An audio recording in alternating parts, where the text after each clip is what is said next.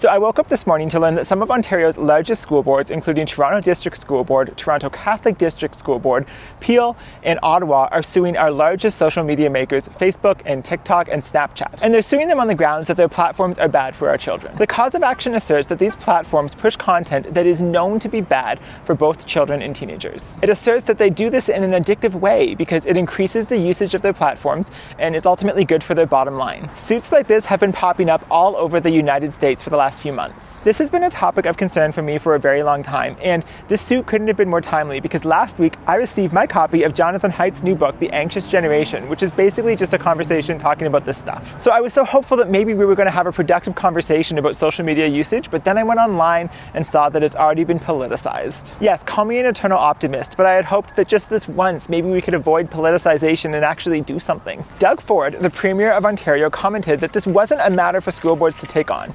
And to be fair, he's probably right. I have no idea why a school board is the one who has to do this. This is something that the provincial government should probably have handled a long time ago. But on that front, his comment was that in 2019, his administration already banned cell phone usage in classrooms, so he has no idea what kids could be possibly using social media on. Really, Doug Ford? This is a solved problem? Have you ever spoken to a high school teacher before about the state of their classrooms in 2024? Just for kicks, I asked my daughter if she has ever seen a student using her phone in a classroom for non-educational purposes. And do you know what she said back to me? Do I count? Of course she said that. She's a teenager with a phone in a high school. Obviously she's on her phone every single day. And I know this because I can text her in class and she responds to me. But anyways, I'm not going to comment on the particulars of this suit because there's a lot we don't know yet. I'm really unclear whether or not this is within the jurisdiction of the school boards or not. And I also am not really sure what the best solution is to deal with the toxicity and the addictiveness of social media platforms. Perhaps Jonathan Haidt's book can help me digest that. But I do hope that most of us can at least agree that we have a problem and that this is not just a problem in schools. I do hope that we can agree that social media algorithms and the way that they draw you in with inflammatory content and content that's specifically tailored to your interests in order to retain your attention indefinitely is powerful and also dangerous. Adults can be affected by this as well, of course. This is not just a children's or teen thing, but children with developing minds and going through puberty and their teenage insecurities, it's no wonder why this is such a big deal for them. Honestly, I'm really at a loss for who would possibly argue that the prevalence of social media amongst children these days is a good thing. And I say this from personal experience because in my life, my daughter and I have had a complex relationship with both our own cell phones and our relationship with social media. As many of you know, my daughter is not my child by birth, and she came under my care and into my household in her early teen years. I believe strongly in not providing children with phones, but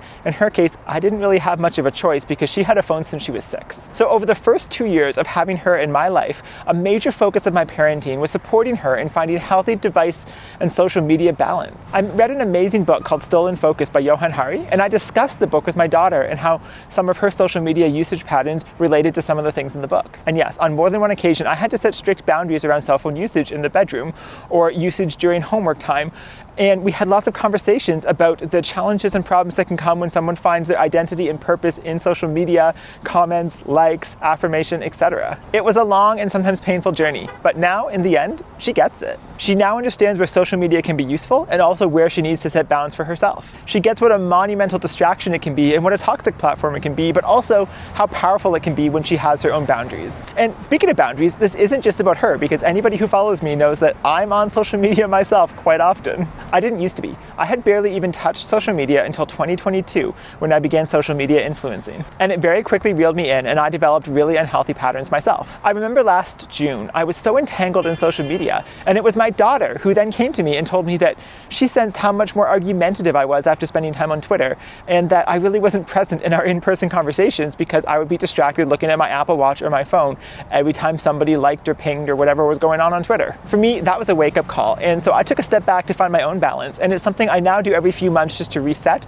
and make sure that I focus on what's most important in life. Like this past month, where rather than going on Twitter at all, I instead had these amazing one-on-one conversations in person and in coffee shops and online. Now look, I barely understand all of the details of this particular lawsuit as it just came out, and I haven't even read through all the documents myself yet. But I, for one, am thankful that this conversation is being brought forward in Ontario, and I'm hoping that we can get somewhere with this and avoid politicizing it so that we can do what's best for our kids.